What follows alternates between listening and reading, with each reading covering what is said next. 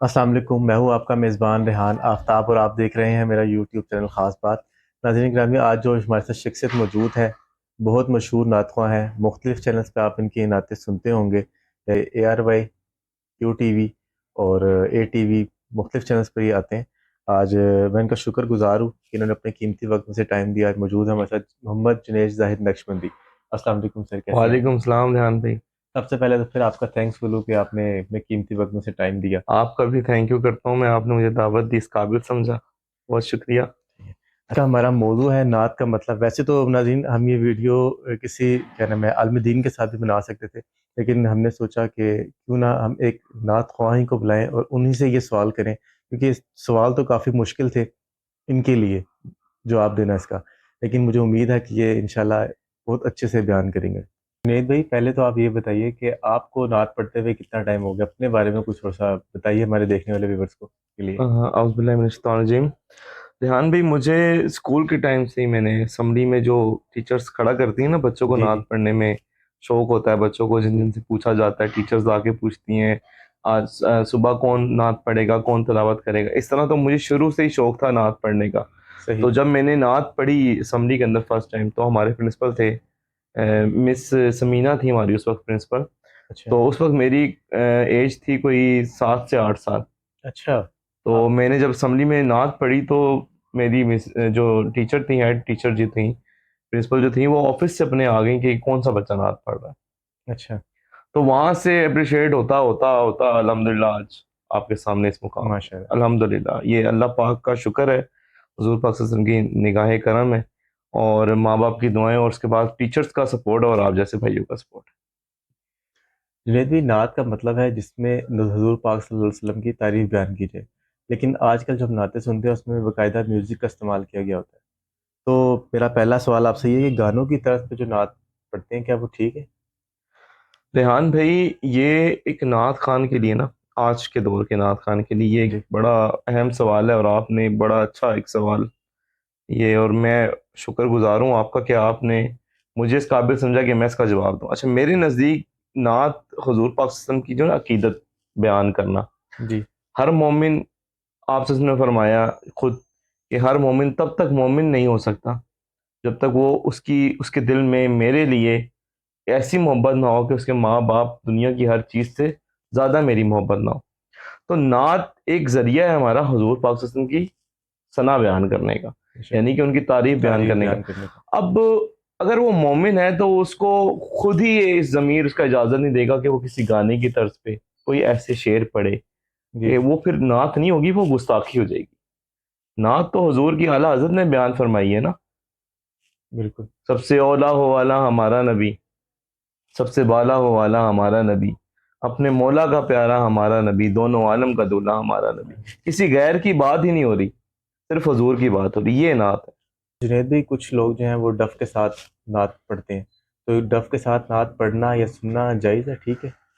देखें रेहान भाई, मैं सना खान हूँ, जी। आलिम दीन नहीं हूँ, मैंने कोई दरस निज़ामी नहीं किया हुआ, लेकिन जहाँ तक हमारी फील्ड का ताल्लुक है, जहाँ तक हम लोग उलमाए दीन के साथ बैठे हैं, हम मैं अपने फ़िक़े के बारे में ये कह सकता हूँ कि हमारे फ़िक़े में हज़ूर पाक सल्लल्लाहु अलैहि वसल्लम के बयान, जो नात है ना, जी जी। वो डफ के साथ बच्चियों को उस वक़्त हुक्म था बिल्कुल। कि आप जब तशरीफ़ लेके आए मक्का में, अशरफ उसको उस वक़्त कहा जाता था, जी। तो बच्चियों ने, नाबालिग बच्चियों ने दफ बजाकर, उस दफ की कोई सुरीली आवाज़ नहीं थी, सिर्फ़ दब-दब की आवाज़ आती थी। तो उन्होंने अपनी क्या नाम है, मोहब्बत ज़ाहिर की हुज़ूर पाक सल्लल्लाहु अलैहि वसल्लम से।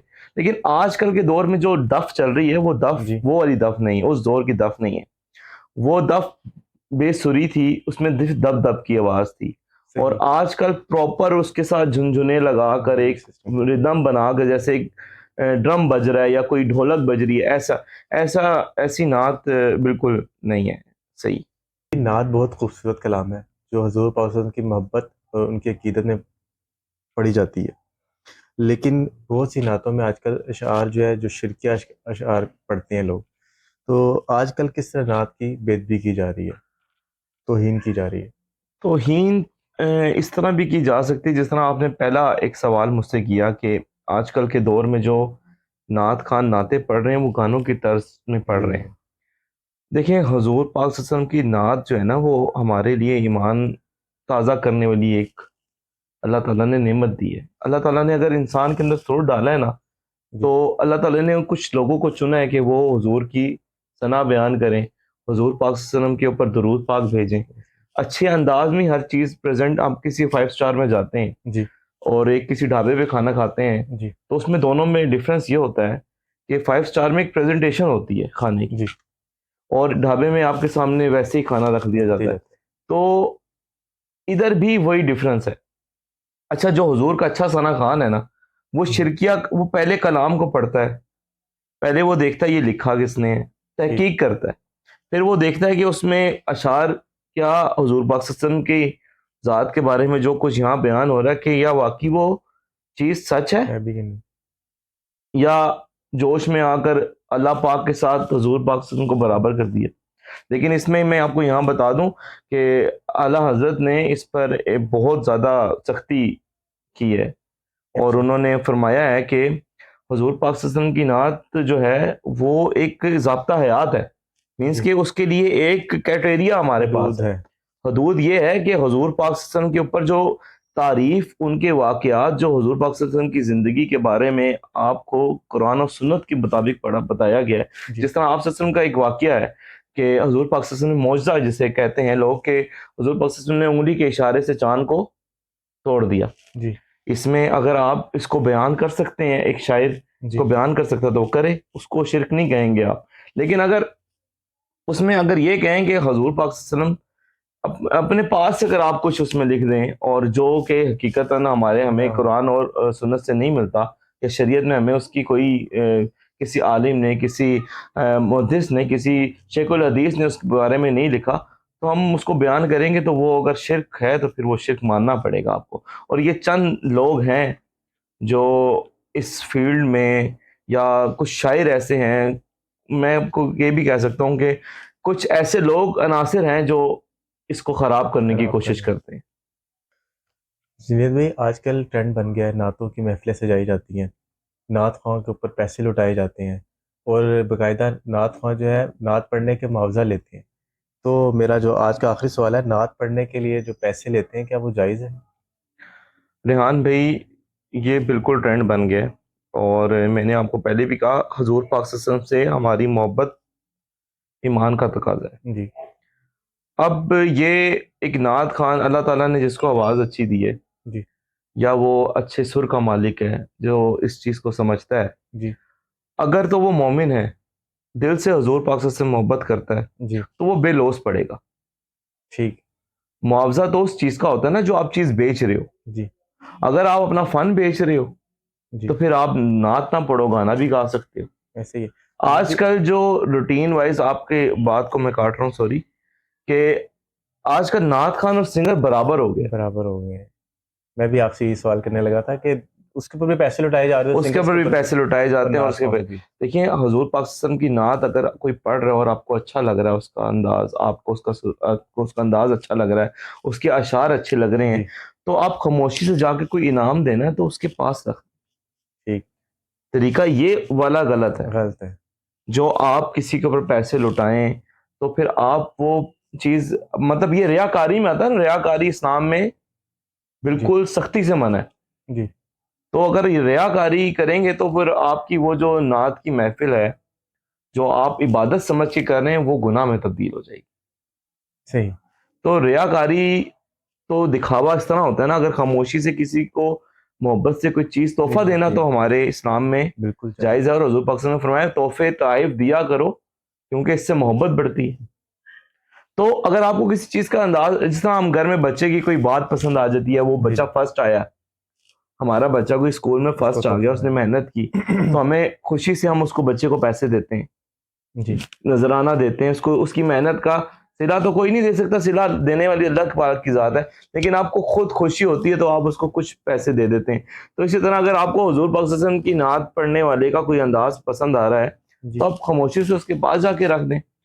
آپ چادر بھی دے سکتے ہیں, چادر دینا سنت ہے. جی آپ اس کو اپنی جگہ پہ بٹھا کے احترام سے اس کا عزت افزائی کر سکتے ہیں, یہ بھی سنت ہے. صرف پیسے دینا تو نہیں ہے.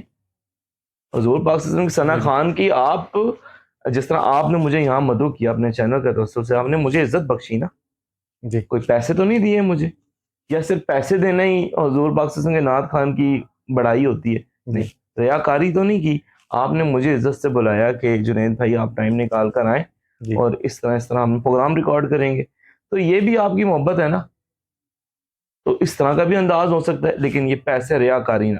میں میسج دینا چاہتا ہوں اپنے جتنے بھی میرے سننے والے ہیں یا مجھ سے محبت کرنے والے بھائی ہیں، ریحان بھائی کے چینل کے تھرو، کہ پلیز پلیز پلیز کوئی ثنا خان اگر آپ سے معاوضہ طلب کرتا ہے نا، تو پلیز اپنے ایریے میں دیکھیے، اپنے علاقے میں دیکھیے. چھوٹے چھوٹے بچے حضور پاک صلی اللہ علیہ وسلم کے ایسے ثنا خان ہیں جو کہ پورے پاکستان میں اگر ان کو مشہور کیا جائے تو وہ بہت اچھا پڑھتے ہیں. آپ باہر سے لوگوں کو بلاتے ہیں، پیسے دیتے ہیں اور اس طرح پیسے لوٹاتے ہیں. یہ مت کیجئے، اس طرح ہمارا فقہ بدنام ہو رہا ہے. اس طرح دیکھیے، یہ بھائی کے ذہن میں بھی سوال آیا کہ سنگر میں اور اب نعت خان میں کیا فرق ہے. میں نعت خان ہوں، مجھے افسوس ہوتا ہے، مجھے ہر جگہ جواب دینا پڑتا ہے، لیکن ہر پانچوں انگلیاں ریحان جی بھائی بالکل برابر ایسے نہیں ہی ہے، ہوتی. بالکل تو اگر بات میری ہے. بات کسی کو بری بھی لگی ہو آپ کے چینل سے میں ان سب سے معذرت بھی کرتا ہوں. کافی مشکل سوال کیے میں نے آپ کے لیے، کیونکہ آپ خود نعت خواہ ہیں، جی الحمدللہ. اور جب ایسے سوال ہوں گے آپ سے اور آپ سے کوئی دوسرا تو وہ بالکل ناراض بالکل بالکل ہو بالکل سکتا ناراض بھی ہو سکتا ہے، بالکل صحیح بات ہے، لیکن ہم نے حق بیان کرنا ہے نا. ہے. جی میں اگر خود یہ کام کرتا ہوں تو میں کبھی بھی یہ کام نہ بول سکتا ہوں. میں نے آج تک کبھی زندگی میں کسی سے معاوضہ نہیں طلب کیا نعت پڑھنے کا. اگر حضور کی محبت میں آپ کو کوئی بلا رہا ہے تو یہی بڑی بات ہے کہ وہ آپ کو سننا چاہ رہا ہے، جی. آپ کو موقع دے رہا ہے کہ حضور کی ثنا بیان کرو. اچھا جنید بھی اس میں تھوڑا سا ایڈ کر لینا، جیسے آپ جو ٹریولنگ ہوتی ہے، جیسے آپ کراچی جاتے ہیں، اکثر کراچی میں آپ کو بلایا جاتا ہے نعت کے لیے، تو اس لاہور میں کراچی جس ہاں طرح آپ نے کہیں جانا ہے، میں آپ کا سوال سمجھ گیا ہوں. تو اس میں آپ اپنے ٹائم کی جو ہے نا چارج کر وہ لیتے چارج کر سکتے ہیں. مینس کہ آپ یہ کہہ سکتے ہو کہ اگر لاہور مجھے بلا رہے ہیں ہیں. جی تو آپ میرے آنے جانے کا خرچہ دے دیں. مینس کہ آپ مجھے یا تو آپ مجھے گاڑی بھیج دیں ہوں یا مجھے لینے آ جائیں، چاہے آپ بائک پہ لینے آئیں، چاہے آپ کے پاس سائیکل ہے. جی لیکن نخرہ نہیں ہونا چاہیے نعت خان کا کہ میں تو ایئر ٹکٹ ہی لوں گا، میں تو ٹویوٹا کرولا میں ہی جاؤں گا. نہیں، جی جو سامنے والے کے ساتھ آپ کو محبت سے بلا رہا ہے، چاہے برابر. ٹرین میں بلا رہا ہے، چاہے ڈیبو میں بلا رہا ہے، چاہے سائیکل پہ بلا رہا ہے، آپ بے لوز جاؤ. یا وہ آ سکتا ہے آپ کو لینے کے لیے آ جائے، یا آپ جا سکتے ہو اپنے پاس اگر کنوینس ہے تو بے لوس ہو کر اپنی کنوینس میں جائیں. ٹھیک.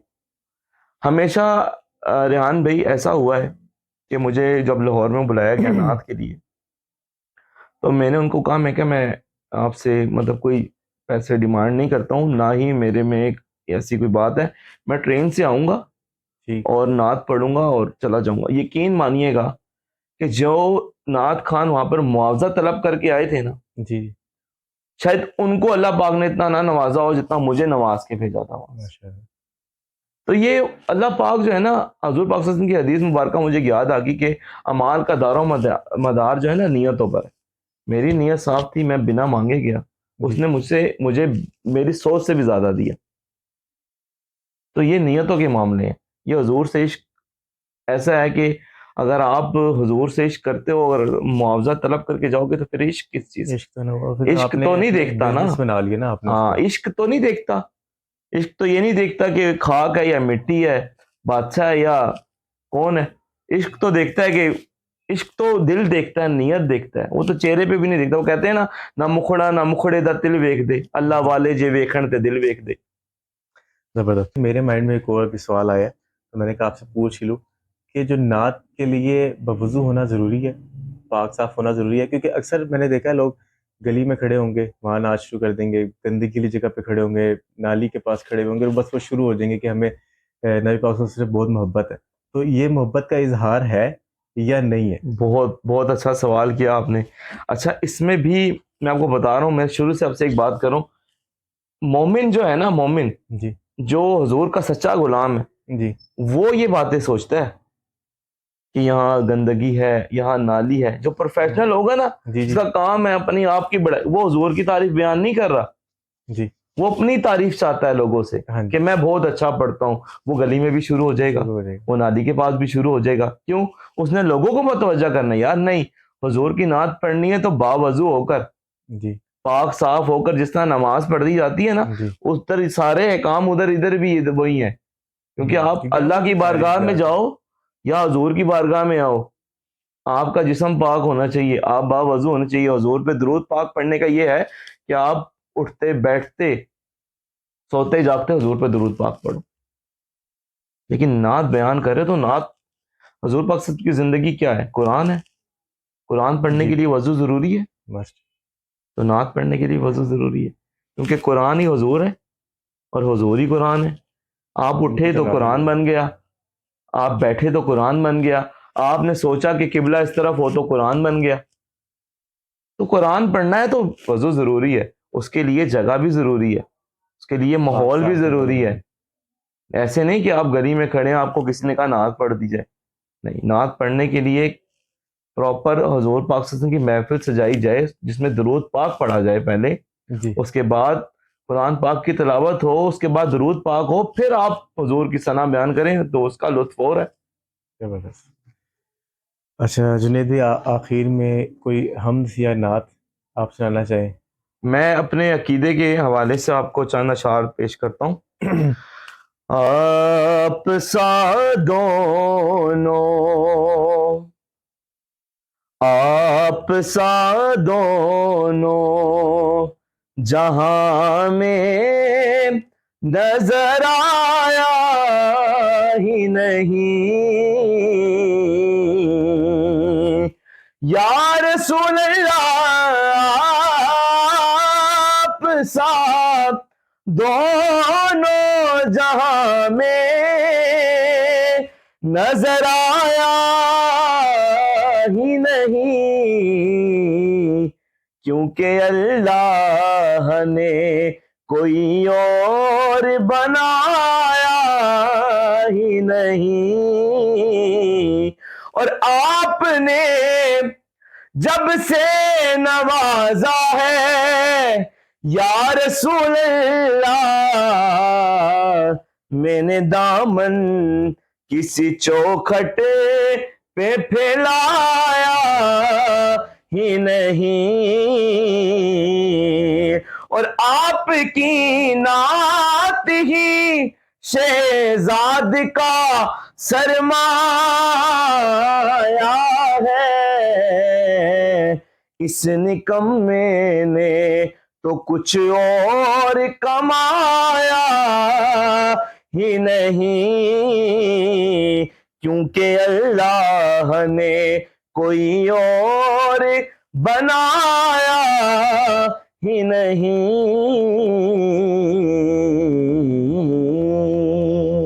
جزاک اللہ جنید. پھر میں آپ کا بہت شکر گزار ہوں کہ آپ نے اپنے قیمتی وقت میں سے ٹائم دیا.